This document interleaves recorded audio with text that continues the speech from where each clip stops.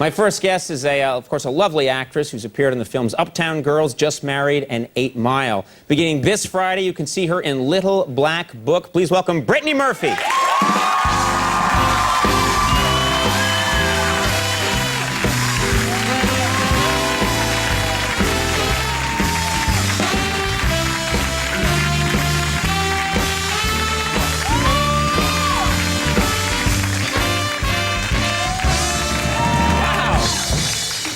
That thing with the butt at the end, that was good. All right. What a beautifully wonderful band. I've been dancing to you guys backstage. Oh, thank you. Thank you. That is not allowed here.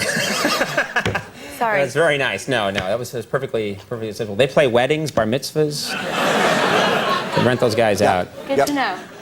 You look fantastic. You look very nice. Thank you very I like much. that dress. Is that? Thank you. It's green, yeah. No, but it's like green, it's but made. like a It's got light this cool green. material and little tears in it here and there. Yeah, sort of little frayed edges. It's kind of sexy. In Wow. the safe places.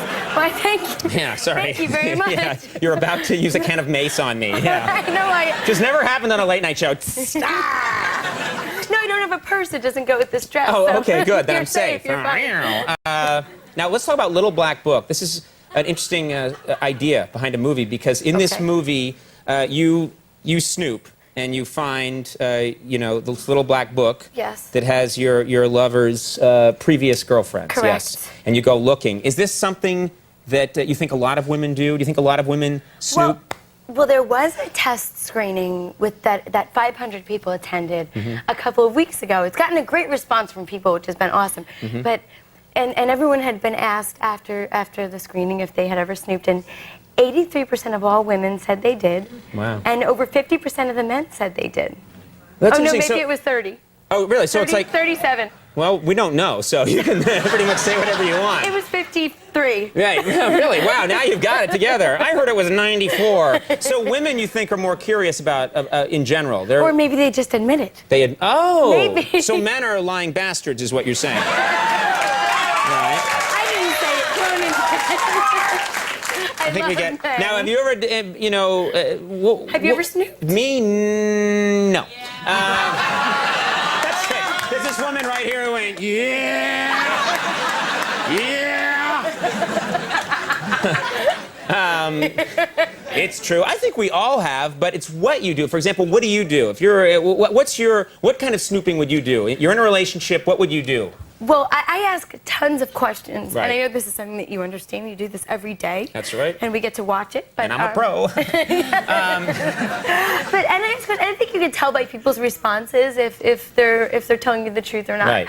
I'm terrible at snooping because I'm a rotten liar. Right. I'm awful at it, and I have a very guilty conscience. So. Is there any area of the house that you would search? Let's say you're in a relationship. The bathroom. You'd search the bathroom. Like, what do you... I have looked in the occasional bathroom cabinet, but I like to call that curious. Oh, you look in the... I prefer to call that curiosity. You're curious. You like to know what kind of medication they're on. Correct. In case you should need to save their life at some point. Yes, you never know.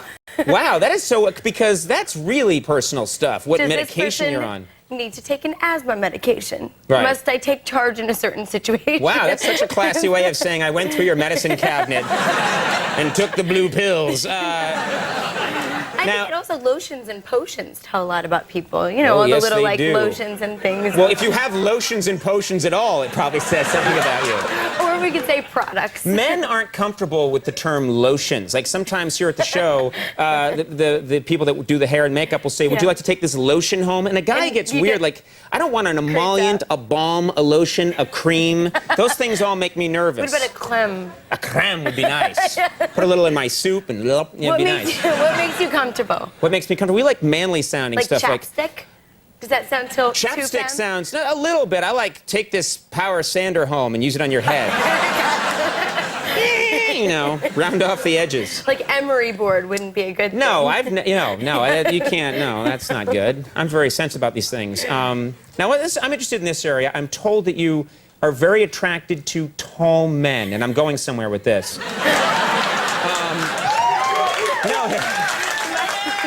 You have gone out with a lot of tall guys, is that right? I have, that's true. I've had 5 boyfriends and a fiance, all exes, and most of them were quite tall. How tall are we talking here? My ex was 6'4". 6'4". How tall are you? I'm well over 7 feet high. smaller on television. On television, I look small, but I'm 7 feet high and much more muscular in person. And I testify. And in person, my voice is very low and manly. It's not this high quack you hear at home. But you like taller guys? What is it you like about a taller guy? I like it. I also like being carried. I think that's fine. You like being carried? I love being carried. I'm 5'3", and I didn't shoot up to this height and stay that way. I've always been the littlest one in class and such. So you like when you're walking on the beach with your boyfriend, if he's holding you and going, I think it's fun to still be able to be carried, and I like looking at the world from your perspective. Like, come here. Do you mind? What do we do? Depends on what we're doing. Well, I want you to see. Yeah? Okay, all right. I want you to see the world from my perspective. Okay. And then you'll be able to tell, like, really bend down a little bit. Okay, stop. Okay, look at that. See how different it is? No. Oh, no. Okay, there. Oh, yeah. Oh, this sucks. What is this? This is terrible. I can't do a show like this.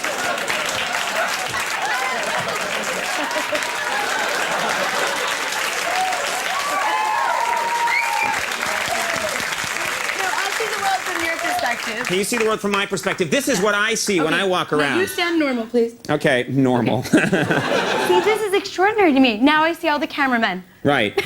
So you actually see things differently when you're taller. But you, when you're that height, don't have a giant red cone hanging in front of your eyes.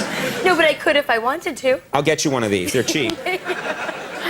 Thank you. You started in this business quite young. Is that true? Yes. How you were 13? I was 13 when I started doing this professionally, yeah. And you were doing commercials? Yes. Well, 12 and a half doing commercials for about 6 months. I had been wanting to do it for a while, but I lived in New Jersey, and I asked my mom, I saw a picture of a child's headshot on the corkboard at my dance studio, and I had asked and I knew he was in commercials, and I'd asked my mom to take me into the city. I knew there was this place, a city right over the river, where you could see, you could be on TV. So she agreed to taking me a couple years later, and she was so wonderful. And anyway, the first commercial, I started auditioning for these commercials. Sure. The first one was it was all food, like Skittles, Pizza Hut, and. Do you remember anything from any of these commercials? Yeah, well, there was a board game that I remember. It was called Perfect Match, and I remember I had to go like that, and it was Perfect Match. Wait. Hold on. Perfect Match. The incredible new boar bait. Boar bait. Perfect And you got this job. The new boar bait. I'm kidding. Go ahead. And action. Perfect Match. The incredible new board game from Parker Brothers, where your friends ask you totally personal questions. It was like that. Now, what is this that happens at the end? It will cure your twitches.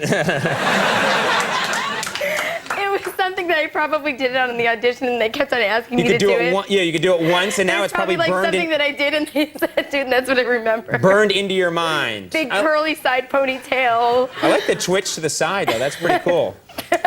It's cute. Awful. I'm going to do it now on the show. Welcome to Late Night. Just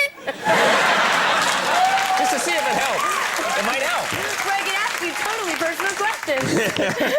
I'm going to get this game. Now, we have a clip here from the movie. What do we...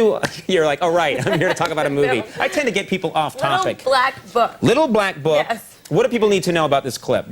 Tell us what's going on here. Well, you had Josie Marin on the show. Yes, we did. And this film is where I discover that my character, Stacy, discovers that her boyfriend has omitted some information. She just got a job working at a reality show a la Jerry Springer-esque called The Kippy Can Show, which Kathy Bates plays Kippy Can. Okay. And she's sitting at home watching the format of the show so she could study it and learn it. And this is where she learned some stuff. Yes, okay, and we'll see what. Let's take a look at this clip from Little Black Book.